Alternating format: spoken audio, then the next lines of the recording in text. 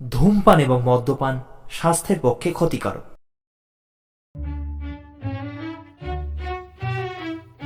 সত্যজিৎ রায় রচিত রোমাঞ্চকর কিছু গল্প নিয়ে আমাদের একটি বিশেষ নিবেদন, স্টোরি স্টেশন, ফেলুদা স্পেশাল। আজকের গল্প কৈলাস চৌধুরীর পাথর। এই গল্পটি প্রথম প্রকাশিত হয় 1967 খ্রিস্টাব্দে। প্রধান চরিত্রে কৈলাস চৌধুরী, কেদার চৌধুরী এবং অবনীশবাবু। গল্প পাঠে আমি সোহম। শুরু হচ্ছে কৈলাস চৌধুরীর পাথর।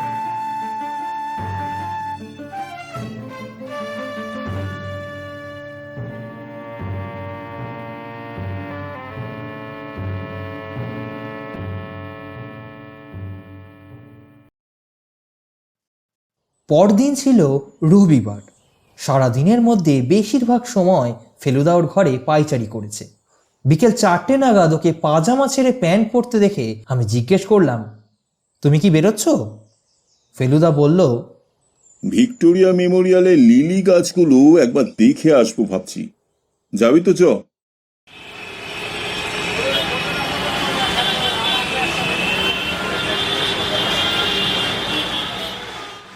ট্রামে করে গিয়ে লোয়ার সার্কুলার রোডের মোড়ে নেমে হাঁটতে হাঁটতে 5টা নাগাদ ভিক্টোরিয়া মেমোরিয়ালের দক্ষিণ গেটটায় পৌঁছলাম। এই দিকটায় লোকজন একটু কমই আসে, বিশেষ করে সন্ধ্যের দিকটায় যা লোক আসে সবই সামনের দিকে, মানে উত্তরে গড়ের মাঠের দিকে। গেট দিয়ে ঢুকে 20 হাত আন্দাজ করে এগিয়ে গিয়েই দেখি বাঁদিকে সত্যি লিলি গাছ রয়েছে। প্রথম সারির প্রথম গাছটার নিচেই পাথরটা রাখার কথা। লিলি গাছের মতো এত সুন্দর জিনিস দেখেও গা কেমন জানি ছমছম করে উঠল। ফেলুদা বলল, কাকার একটা বাইনোকুলার ছিল না, যেটা সেবার দার্জিলিং নিয়ে গেছিলেন? আমি বললাম, আছে।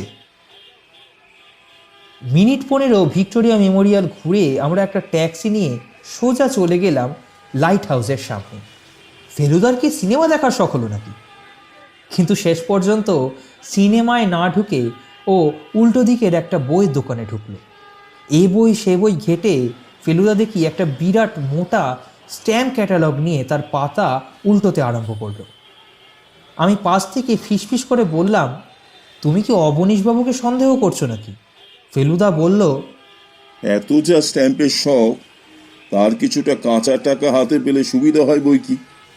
আমি বললাম, কিন্তু আমরা যখন দোতলা থেকে একতলায় এলাম তখন যে টেলিফোনটা এলো সেটা তো আর অবনীশবাবু করেনি। না, সেটা করেছিল মসলনপুরের আদিত্য সিংহ। বুঝলাম ফেলুদা এখন ঠাট্টার মেজাজে রয়েছে, ওর সঙ্গে আপাতত এই বিষয়ে কথা বলা চলবে না। বাড়ি যখন ফিরলাম তখন 8টা বেজে গেছে। ফেলুদা কোটটা খুলে বিছানায় ছুঁড়ে ফেলে দিয়ে বলল, আমি যতক্ষণ হাত মুখ ধুচ্ছি, তুই ডিরেক্টরি থেকে কৈলাসবাবুর টেলিফোন নাম্বারটা বার করতো। ডিরেক্টরি হাতে নিয়ে টেলিফোনের সামনে বসা মাত্র ক্রিং করে ফোনটা বেজে উঠে আমাকে বেশ চমকে দিল।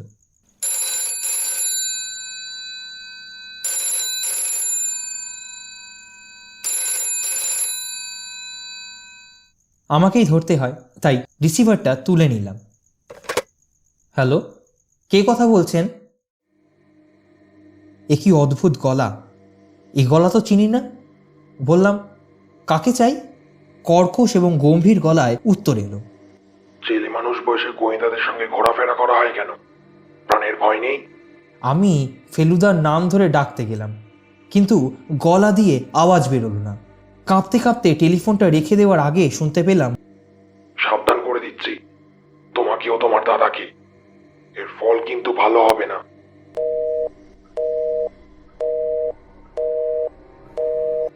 এরপর আমি কাঠ হয়ে চেয়ারে বসে রইলাম। বাথরুম থেকে বেরিয়ে এসে ফেলুদা বলল, ও কি, ওরকম থুম মেরে বসে আছিস কেন? কার ফোনে এসেছিল? কোনো মতে সব ঘটনা আমি ফেলুদাকে বললাম। দেখলাম ও গম্ভীর হয়ে গেল। তারপর পিঠে একটা চাপড় মেরে বলল, ঘাবড়াস না, লোক থাকবে, পুলিশের লোক। বিপদের কোনো ভয় নেই। ভিক্টোরিয়া মেমোরিয়ালে একবার যেতেই হবে কালকে। রাত্রে ভালো ঘুম হলো না। শুধু যে টেলিফোনের জন্য তা নয়, কৈলাসবাবুর বাড়ির ভেতরের অনেক কিছুই বারবার চোখের সামনে ভেসে উঠছিল। সেই লোহার রেলিং দেওয়া ছাদ পর্যন্ত উঠে যাওয়া সিঁড়ি, দোতলায় মার্বেল বাঁধানো অন্ধকার লম্বা বারান্দা, আর তার দরজার ফাঁক দিয়ে বার করা কৈলাসবাবুর বাবার মুখ। কৈলাসবাবুর দিকে ওরকমভাবে তাকিয়েছিলেন কেন তিনি? আর কৈলাসবাবুই বা বন্দুক হাতে কেন গিয়েছিলেন? কিসের শব্দ পেয়েছিলেন তিনি? ঘুমোতে যাওয়ার আগে ফেলুদা একটা কথা বলেছিল। জানিস তোপসে, যারা চিঠি লিখে আর টেলিফোন করে হুমকি দেয় তারা বেশিরভাগ সময় আসলে কাওয়ার্ড হয়। আর সেই কথাটার জন্যই বোধহয় শেষ পর্যন্ত ঘুমটা এসে গেল। পরদিন সকালে ফেলুদা কৈলাসবাবুকে ফোন করে বলল তিনি যেন নিশ্চিন্তে বাড়ি বসে থাকেন, যা করবার ফেলুদাই করবে। আমি জিজ্ঞেস করলাম, কখন যাবে ভিক্টোরিয়া মেমোরিয়ালে? ফেলুদা বলল, কাল যে সময় গিয়েছিলাম সেই সময়। ভালো কথা, তোর স্কুলের ড্রয়িংয়ের খাতা পেন্সিল টেন্সিল আছে তো? আমি একটু ঘাবড়ে গেলাম। কেন, তা দিয়ে কি হবে? আছে কি না বল না। তা তো থাকতেই হবে। সঙ্গে নিয়ে নিবি। লিলি গাছের উল্টো দিকের কিছু দূরে দাঁড়িয়ে তুই ছবি আঁকবি। গাছপালা, মেমোরিয়াল, বিল্ডিং, যা হয় একটা কিছু। আমি হব তোর মাস্টার। ফেলুদার আঁকার হাত রীতিমতো ভালো। বিশেষ করে মাত্র একবার যে মানুষকে সে দেখেছে, পেন্সিল দিয়ে খসখস করে মোটামুটি তার একটা পোর্ট্রেট আঁকার আশ্চর্য ক্ষমতা ফেলুদার আছে। কাজেই ড্রয়িং মাস্টারের কাজটা তার পক্ষে বেমানান হবে না। শীতকালে দিন ছোট হয়, তাই আমরা 4টের কিছু আগেই ভিক্টোরিয়া মেমোরিয়াল পৌঁছে গেলাম। সোমবার ভিড়টা আরও কম। 3টে প্যাম্বুলেটারে সাহেবদের বাচ্চাদের নিয়ে নেপালি আয়ারা ঘোরাফেরা করছে। একটা পরিবারকে দেখে মারোয়ারি বলেই মনে হলো, আর তাছাড়া 2-1জন ভদ্রলোক। এদিকটায় আর বিশেষ কেউ নেই। কম্পাউন্ডের মধ্যেই, কিন্তু গেট থেকে কিছুটা দূরে চৌরঙ্গির দিকটায় একটা বড় গাছের তলায় 2জন প্যান্ট পরা লোককে দেখলাম, যাদের দিকে দেখিয়ে ফেলুদা আস্তে করে আমায় কোনোই দিয়ে একটা খোঁচা দিল। বুঝলাম ওরাই হচ্ছে পুলিশের লোক। ওদের কাছে নিশ্চয়ই লুকোনো রিভলভার আছে। ফেলুদার সঙ্গে পুলিশের বেশ কিছু লোকের খাতির আছে, এটা আগে থেকেই জানতাম। লিলি ফুলের শাড়ির উল্টো দিকে কিছুটা দূরে খাতা পেন্সিল বার করে আমি ছবি আঁকতে আরম্ভ করলাম। এমন অবস্থায় কি আর আঁকায় মন বসে? চোখ আর মন দুটোই অন্য দিকে চলে যায়। আর মাঝে মাঝে ফেলুদা এসে আমাকে ধমক দেয় আর পেন্সিলে খসখস করে হিজিবিজি এঁকে দেয়, যেন কতই না কারেক্ট করেছে। আমার কাছ থেকে সরে গিয়েই ফেলুদা বাইনোকুলারে চোখ লাগিয়ে এদিকে ওদিকে দেখে। সূর্য প্রায় ডুবুডুবু। কাছে গির্জার ঘড়িতে ঢং ঢং করে 5টা বাজল।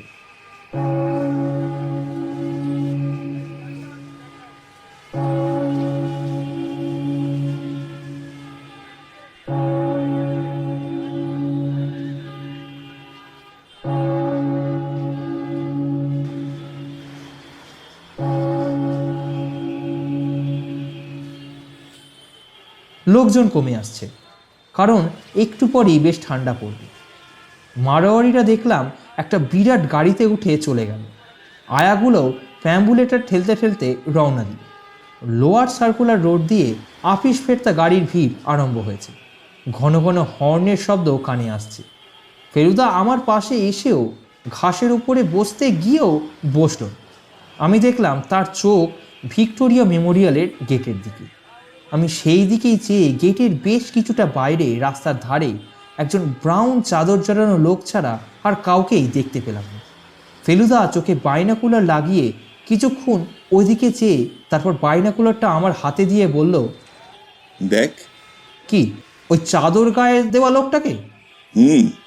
বাইনোকুলারে চোখ লাগাতেই লোকটা যেন 10 হাতের মধ্যে চলে এলো, আর আমিও চমকে উঠলাম।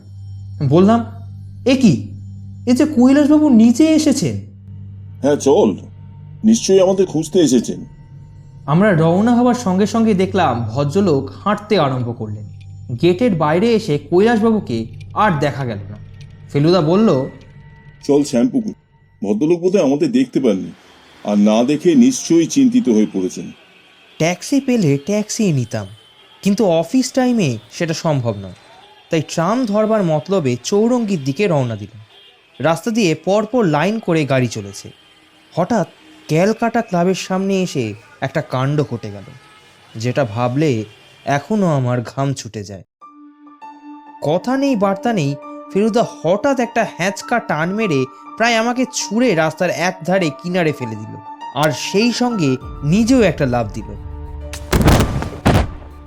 পর মুহূর্তে দারুণ স্পিডে আর দারুণ শব্দ করে একটা গাড়ি আমাদের প্রায় গা ঘেঁষে চলে গেল। What the devil! ফেলুদা বলে উঠল, গাড়ির নাম্বারটা? কিন্তু সেটার আর কোনো উপায় নেই। সন্ধ্যের অন্ধকারে অন্য গাড়ির ভিড়ের মধ্যে সে গাড়ি মিলিয়ে গেছে। আমার হাতের খাতা পেন্সিল কোথায় যে ছিটকে পড়েছে তার ঠিক নেই, তাই সেটা খুঁজে আর অযথা সময় নষ্ট করলাম না। এটা বেশ বুঝতে পারছিলাম যে ফেলুদা ঠিক সময় বুঝতে না পারলে আমরা দুজনেই নির্ঘাত গাড়ির চাকার তলায় চলে যেতাম। ট্রামে ওঠার পর সারা রাস্তা ফেলুদা ভীষণ গম্ভীর মুখ করে রইল। কৈলাসবাবুর বাড়িতে পৌঁছে সোজা বৈঠকখানায় গিয়ে সোফায় বসা কৈলাসবাবুকে ফেলুদা বলল, আপনি দেখতে পেলেন না আমাদের? ভদ্রলোক কেমন যেন থতমত খেয়ে গেলেন। বললেন, কোথায় দেখতে পেলাম না? কি বলছেন আপনি? কেন, আপনি ভিক্টোরিয়া মেমোরিয়াল যাননি? আমি? সে কি কথা? আমি তো এতক্ষণ শোবার ঘরের বিছানায় শুয়ে ছটফট করছিলাম, এই সবেমাত্র নিচে এসেছি। তাহলে কি আপনার কোনো যমজ ভাই আছে নাকি? কৈলাসবাবু কিরকম যেন একটু অবাক হয়ে গেলেন। তারপর বললেন, সে কি, আপনাকে সেদিন বলিনি? কি বলেননি? কেন, কেদারের কথা? কেদার যে আমার যমজ ভাই। ফেলুদা সোফার ওপর বসে পড়ল। কৈলাসবাবুরও মুখটা যেন কেমন শুকিয়ে গেল। কাঁপা কাঁপা গলায় কৈলাসবাবু বললেন, আপনি কি কেদারকে দেখেছেন নাকি? সে কি ওখানে গিয়েছিল? উনি ছাড়া আর কেউ হতেই পারেন না। সর্বনাশ! কেন বলুন তো? কেদারবাবুর কি ওই পাথরটার উপর কোনো অধিকার ছিল? কৈলাসবাবু হঠাৎ কেমন যেন নেতিয়ে পড়লেন। সোফার হাতলে মাথাটা এলিয়ে দিয়ে একটা দীর্ঘ নিঃশ্বাস ফেলে তিনি বললেন, তা তা ছিল। কেদারই প্রথম পাথরটা দেখে। আমি তো আগে মন্দিরটা দেখি, কিন্তু দেবমূর্তির কপালে পাথরটা কেদারই প্রথম দেখে। তারপর আর কি, একরকম আবদার করেই পাথরটা আমি নিই। অবশ্য মনে জানতুম ওটা আমার কাছে থাকলে ভালো হবে। কেদার নিলে ওটা বেচে দেবে, দিয়ে টাকাগুলো নষ্ট করবে। আর ওটার যে দাম, সেটা তো আমি জেনেও কেদারকে জানাইনি। সত্যি বলতে কি, কেদার যখন বিদেশে চলে গেল, তখন আমার মনে একটা নিশ্চিন্তের ভাব এলো। কিন্তু ওখানে হয়তো ও বিশেষ সুবিধা করতে পারিনি, তাই ফিরে এসেছে। হয়তো পাথরটাকে বিক্রি করে সেই টাকা দিয়ে নতুন ব্যবসা ভাববে, সেরকম কিছু চিন্তা করছে। একটুক্ষণ চুপ করে থাকার পর ফেলুদা বলল, এখন উনি কি করতে পারেন সেটা বলতে পারেন? কৈলাসবাবু বললেন, জানি না, তবে আমার মুখোমুখি তাকে তো একবার আসতেই হবে। বাড়ি থেকে যখন বেরোই না, আর লিলি গাছের নিচে যখন পাথরটা রাখিনি, তখন তো সে আসবেই। আপনি কি চান আমি এখানে থেকে একটা কোনো ব্যবস্থা করি? না, তার আর কোনো প্রয়োজন নেই। সে আমাকে কথা বলার সুযোগ দিয়ে কিছু করবে না বলেই মনে হয়। আর কথা যদি বলতে আসে, তাহলে ভাবছি পাথরটা দিয়েই দেবে।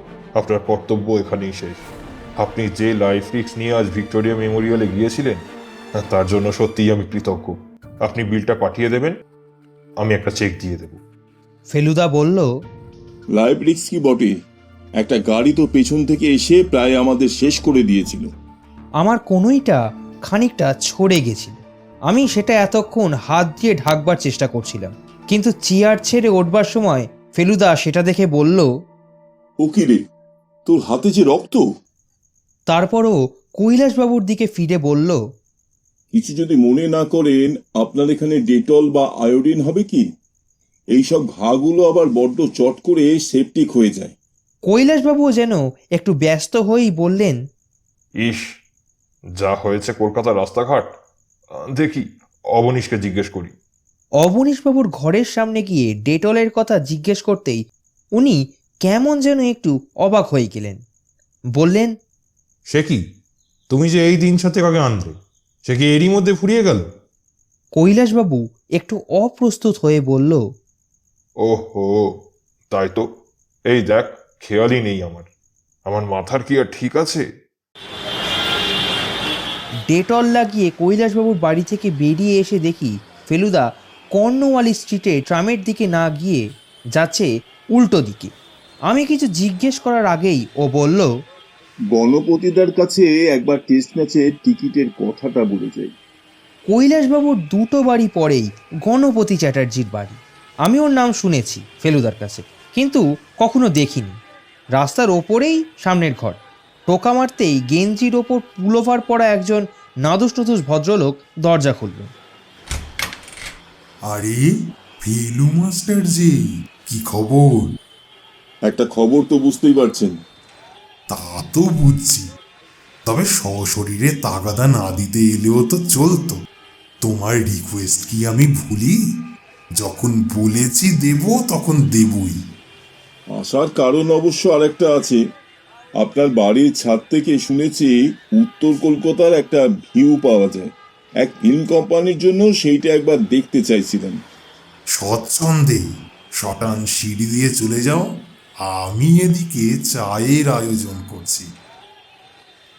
চারতলার ছাদে উঠে পূব দিকে চাইতেই দেখি কৈলাসবাবুদের বাড়ি। একতলার বাগান থেকে ছাদ অবধি দেখা যাচ্ছে।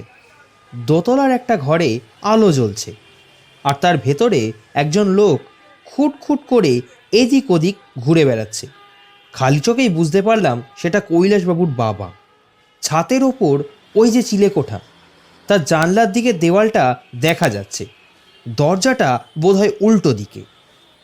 দোতলার একটা বাতি জ্বলে উঠল। বুঝলাম সেটা সিঁড়ির বাতি। ফেলুদা তার বাইনোকুলারে চোখ লাগালো। একজন লোক সিঁড়ি দিয়ে উঠছে। কে? কৈলাসবাবু। এত দূর থেকেও তার লাল সিল্কের ড্রেসিং গাউনটা দেখেই বোঝা যায়। কয়েক সেকেন্ডের জন্য কৈলাসবাবুকে দেখা গেল না। তারপর হঠাৎ দেখি উনি ছাতে উঠে এসেছেন। আমরা দুজনেই চট করে একসঙ্গে নিচু হয়ে শুধু চোখ দুটো পাঁচিলের ওপর দিয়ে বার করে রাখলাম। কৈলাসবাবু এদিক ওদিক দেখে চিলেকোঠার উল্টো দিকে চলে গেলেন। তারপর ঘরের বাতি জ্বলে উঠল। কৈলাসবাবুকে জানলায় দেখা গেল। উনি আমাদের দিকে পিঠ করে দাঁড়িয়ে আছেন। আমার বুকের ভেতরে ভীষণ জোরে ঢিপ ঢিপ আরম্ভ হয়ে গেল। কৈলাসবাবু কিছুক্ষণ দাঁড়িয়ে থেকে মাটিতে বসে পড়লেন। কিছুক্ষণ পর কৈলাসবাবু আবার ঘরের বাতি নিভিয়ে সিঁড়ি দিয়ে নিচে চলে গেলেন। ফেলুদা বলল, গোলমাল গোলমাল। ফেলুদার এরকম অবস্থায় আমি ওকে বিশেষ কিছু বলতে সাহস পাই না। অন্য সময় চিন্তা থাকলে ও পায়চারি করে, কিন্তু আজ দেখলাম ও শটান বিছানায় শুয়ে সিলিংয়ের দিকে তাকিয়ে আছে। রাত 9:30টায় দেখলাম ও নোট বইয়ে কি যেন হিজিবিজি লিখছে। ও আবার এসব লেখে ইংরাজি ভাষায়, কিন্তু গ্রিক অক্ষরে লেখে, আর সেই অক্ষর আমার জানা নেই। এটুকুই শুধু বুঝতে পারছিলাম যে কৈলাসবাবুর বারণ সত্ত্বেও ও এই পাথরের ব্যাপারের কাজ চালিয়ে যাচ্ছে। ঘুমোতে রাত হয়েছিল বলেই বোধহয় সকালে নিজে থেকে ঘুমটা ভাঙেনি। ভাঙল ফেলুদার ঠেলাতে। এই তো সে, ওট ওট, শ্যাম্পু যেতে হবে। কিসের জন্য? ফোন করেছিলাম, কেউ ধরছে না। গন্ডগোল মনে হচ্ছে। 10 মিনিটের মধ্যে ট্যাক্সিতে উঠে ঊর্ধ্বশ্বাসে ছুটলাম শ্যাম্পুপুরের দিকে। গাড়িতে ফেলুদা শুধু একটা কথাই বলল, কি সাংঘাতিক লোক রে বাবা। আর একটু আগে বুঝতে পারলে বোধহয় গন্ডগোলটা হতো না। কৈলাসবাবুর বাড়িতে পৌঁছে ফেলুদা বেল টেল না টিপেই ভেতরে চলে গেল। অবশ্য দরজাটা যে খোলা ছিল সেটাও আমাদের ভাগ্য। সিঁড়ি পেরিয়ে অবনীশবাবুর ঘরের সামনে পৌঁছতেই চক্ষু স্থির হয়ে গেল। টেবিলের সামনে একটা চেয়ার উল্টে পড়ে আছে, আর ঠিক তার পাশেই মেঝেতে দুটো হাত পেছনে জড়ো করে বাঁধা আর মুখে রুমাল বাঁধা অবস্থায় পড়ে আছেন অবনীশবাবু। ফেলুদা হুমড়ি খেয়ে পড়ে আধ মিনিটের মধ্যেই দড়ি ও রুমাল খুলতেই ভদ্রলোক বললেন, থ্যাংক ইউ। ফেলুদা বলল, কে করেছে এই দশা আপনার? ভদ্রলোক হাঁপাতে হাঁপাতে উঠে বসে বললেন, মামা, কৈলাস মামা। মামার মাথা খারাপ হয়ে গেছে। সেদিন বললাম না আপনাকে? ভোরে এসে বসেছি ঘরে, বাতি জ্বালিয়ে কাজ করছিলাম। মামা ঘরে ঢুকে আগে বাতি নিভিয়েছেন, তারপর মাথায় একটা বাড়ি, তারপর আর কিছু জানি না। কিছুক্ষণ হলো জ্ঞান ফিরেছে, কিন্তু নড়তে পারছি না, মুখে শব্দও করতে পারছি না। উহ, ফেলুদা এক লাফে উঠে ঘর থেকে বেরিয়ে গেল। আমিও ছুটলাম তার পেছনে। একবার বৈঠকখানায় ঢুকে কাউকে না দেখে 3 ধাপ সিঁড়ি এক লাফে উঠে দোতলায় পৌঁছে ফেলুদা শটান কৈলাসবাবুর ঘরে গিয়ে উপস্থিত হল।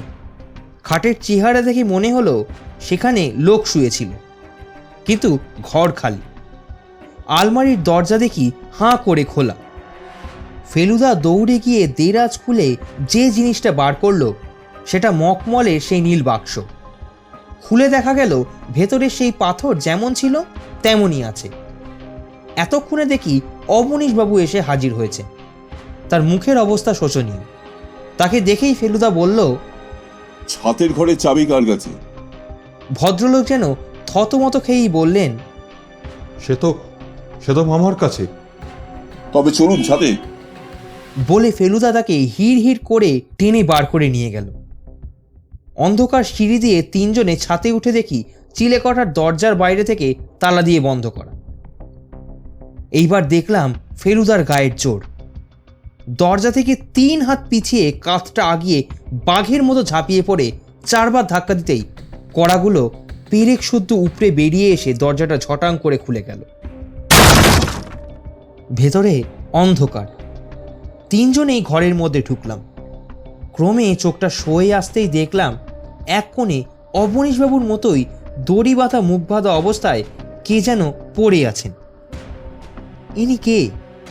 কৈলাস চৌধুরী না কেদার চৌধুরী? দড়ির বাঁধন খুলে দিয়ে তাকে কোলাপাজা করে নিয়ে ফেলুদা সিঁড়ি দিয়ে দোতলায় নেমে কৈলাসবাবুর ঘরের বিছানায় নিয়ে গিয়ে তাকে শোয়াল। ভদ্রলোক তখন ফেলুদার দিকে ফ্যাল ফ্যাল করে তাকিয়ে ক্ষীণ গলায় বললেন, আপনি কি? আগে হ্যাঁ, আমি প্রদোষ মিত্তি। চিঠিটা বোধহয় আপনি আমাকে লিখেছিলেন, কিন্তু আপনার সঙ্গে সাক্ষাৎ পরিচয় হবার সৌভাগ্য হয়নি। অবনীশবাবু, এর জন্য একটু গরম দুধের ব্যবস্থা দেখুন তো। আমি অবাক হয়ে ভদ্রলোকের দিকে চেয়ে আছি। ইনিই তাহলে কৈলাস চৌধুরী? ভদ্রলোক বালিশের ওপর ভর দিয়ে খানিকটা সোজা হয়ে বসে বললেন, শরীরে জোর ছিল বলেই তাই টিকে আছি, অন্য কেউ হলে এই 4 দিনে। ফেলুদা বলল, আপনি বেশি স্ট্রেন করবেন না। কৈলাসবাবু বললেন, কিছু কথা তো আপনাকে বলতেই হবে, নইলে ব্যাপারটা আপনার কাছে পরিষ্কার হবে না। আপনার সঙ্গে সাক্ষাৎ হবে কি করে? যেদিন চিঠি দিলুম আপনাকে, সেই দিনই তো ও আমাকে বন্দি করে ফেলল। তার চায়ের সঙ্গে ওষুধ মিশিয়ে অজ্ঞান করে, নইলে গায়ের জোরে পারত না। আর সেদিন থেকেই উনি কৈলাস চৌধুরী সেজে বসেছিলেন। কৈলাসবাবু দুঃখের ভাব করে মাথা নেড়ে বললেন, দোষটা আমারই জানেন। বানিয়ে বানিয়ে বড়াই করাটা বোধহয় আমাদের রক্তে একেবারে মিশে আছে। 50 টাকা দিয়ে একটা পাথর কিনেছিলাম জব্বলপুরের বাজার থেকে। কি দুর্মতি হলো, ফিরে এসে চাঁদার জঙ্গলের এক দেবী মন্দিরের গল্প পেতে কেদারকে তাক লাগিয়ে দিল। সেই থেকেই ওর ওই পাথরটার ওপর লোক। আমার ভাগ্যটাও সহ্য করতে পারেনি, অনেক কিছুইও সহ্য করতে পারেনি। বোধহয় ভাবতো দুজনে যমজ ভাই, চোখে দেখে কোনো তফাৎ করা যায় না। অথচ আমার গুণ, আমার রোজগার, আমার ভাগ্য, এই ব্যাপারে ওর সঙ্গে এত তফাৎ হবে কেন? ও নিজে ছিল বেপরোয়া, রেকলেস। একবার তো নোট জাল করার কেসে ধরা পড়েছিল। আমি কোনো রকমে ওকে বাঁচাই। বিলেতে গেল তাও আমার কাছ থেকে টাকা ধার করে। ভাবলুম আপদ গেল। এই 7 দিন আগে, গত মঙ্গলবার, বাড়ি ফিরে দেখি পাথরটা নেই। তার কথা মনে হয়নি। চাকরদের ওপর চোটপাট করলুম, কোনো ফল হলো না। বৃহস্পতিবার সকালে আপনাকে চিঠি দিলাম, সেদিনই রাত্রেও এলো। বাজারে যাচাই করে জেনেছে ও পাথরের কোনো দাম নেই, অথচ ও দেখেছিল লাখ টাকার স্বপ্ন। ক্ষেপে একেবারে লাল। টাকার দরকার অন্তত 20,000।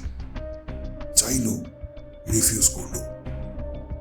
তাতেই ও আমাকে অজ্ঞান করে বন্দি করলো। বললো যতদিন না টাকা দিই ততদিনও ছাড়বে না। আর সে কদিন ও কৈলাস চৌধুরী সেজে বসে থাকবে, কেবল আদালতে যাবে না, অসুখ বলে ছুটি নেবে। ফেলুদা বলল, আমি যখন আপনার চিঠি পেয়ে এসে পড়লাম তখন ভদ্রলোক একটু মুশকিলে পড়েছিলেন, তাই আমাদের 10 মিনিট বসিয়ে রেখে একটা হুমকি চিঠি আর একজন কাল্পনিক শত্রু খাড়া করলেন। এইটে না করলে আমাদের সন্দেহ হতো, অথচ আমি থাকলেও বিপদ। তাই আবার টেলিফোনে হুমকি দিয়ে আর গাড়ি চাপা দিয়ে আমাদের হঠাৎও চেষ্টা করলেন। কৈলাসবাবু ভ্রুকুটি করে বললেন, কিন্তু আমি ভাবছি কেদার এভাবে হঠাৎ করে আমাকে রেহাই দিয়ে চলে গেল কেন? আমি তো কাল রাত অব্দি ওকে টাকা দিতে রাজি হইনি। ও কি তাহলে শুধু হাতেই চলে গেল? অবনীশবাবু যে কখন দুধ নিয়ে হাজির হয়েছেন তা লক্ষ্য করিনি। হঠাৎ ভদ্রলোকের চিৎকার শুনে চমকে উঠলাম। খালি হাতে তিনি যাবেন কেন? আমার টিকিট, আমার মহামূল্যবান ভিক্টোরিয়ার টিকিট নিয়ে গেছেন তিনি। ফেলুদা অবনীশবাবুর দিকে চেয়ে চোখ বড় বড় করে বলল, সে কি, সেটা গেছে নাকি? গেছে বই কি, আমার শেষ করে দিয়ে গেছেন কেদার মামা। কত দাম যেন বলেছিলেন টিকিটটা? 20,000 টাকা। ফেলুদা অবনীশবাবুর দিকে ঝুঁকে পড়ে গলাটা বেশ নামিয়ে বলল, কিন্তু ক্যাটালগে যে বলছে ওটার দাম 50 টাকার বেশি নয়। অবনীশবাবুর মুখ হঠাৎ ফ্যাকাশে হয়ে গেল। ফেলুদা বলল, আপনার মধ্যে অধুরি বংশের রক্ত রয়েছে, তাই না? আপনিও বোধহয় একটু রং চড়িয়ে কথা বলতে ভালোবাসেন। ভদ্রলোক এবার একেবারে ছেলে মানুষের মতো কাঁদো কাঁদো মুখ করে বললেন, কি আর করি বলুন, 3 বছর ধরে 4,000 দুলোমাকা চিঠি কেটে একটা ভালো টিকিট পেলাম না। তাও মিথ্যে বলে লোককে অবাক করে কিছুটা আনন্দ পাওয়া যায়, তাই। ফেলুদা হো হো করে হেসে উঠে অবনীশবাবুর পিঠ চাপড়ে বলল, কুছ পরোয়া নেই। আপনার কেদার মামাকে যে টাইটটি দিলেন সেটার কথা ভাবলেই দেখবেন প্রচুর আনন্দ পাবেন। যাগে, এবার দমদম এয়ারপোর্টে একটা টেলিফোন করে দেখি। কেদারবাবু পালাবেন আন্দাজ করে আজ সকালে এয়ার ইন্ডিয়াতে ফোন করে জেনেছি আজই একটা বোম্বাইয়ের প্লেনে ওর বুকিং আছে। পুলিশ থাকবে ওখানে, তাই পালাবার কোনো রাস্তা নেই। ভাগ্যিস তপেশের কোনোই ছড়েছিল। ডেটলের ব্যাপারটাতেই আমার ওনার উপর প্রথম সন্দেহ হয়। কেদারবাবুকে গ্রেপ্তার করতে কোনো বেগ পেতে হয়নি, আর অবনীশবাবুও তার 50 টাকার টিকিটটা ফেরত পেয়েছিলেন। ফেলুদা যা টাকা পেল তাই দিয়ে আমাদের 3 দিন রেস্টুরেন্টে খাওয়া দাওয়া আর 2টো সিনেমা দেখার পরেও পকেটে বেশ কিছু বাকি রইল।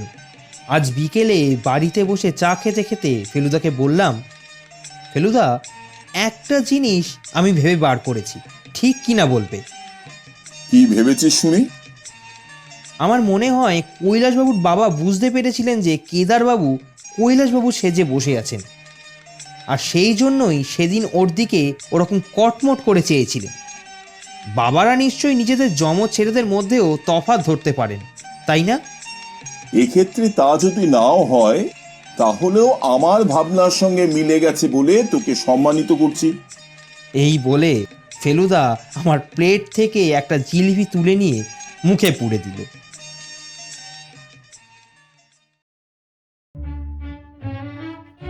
শুনছিলেন কৈলাস চৌধুরীর পাথর, রচনা সত্যজিৎ রায়, ফেলুদার ভূমিকায় দেবাশিস মিত্র, কৈলাস চৌধুরী, কেদার চৌধুরী, অবনীশবাবু এবং গল্প পাঠে আমি সোহম।